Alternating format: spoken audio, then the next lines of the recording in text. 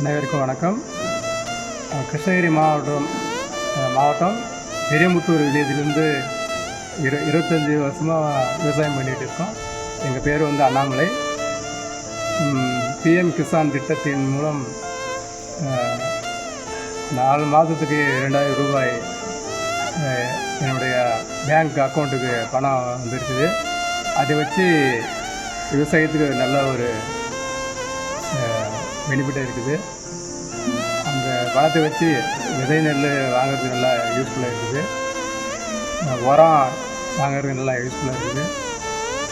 இது மாதிரி அந்த பணத்தை வச்சு பல இதுக்கு செலவுக்கு கொஞ்சம் மோடியின் திட்டத்தினால விவசாய சம்மந்தமான இதுக்கு நல்ல முறை எனக்கு பயன்படுது.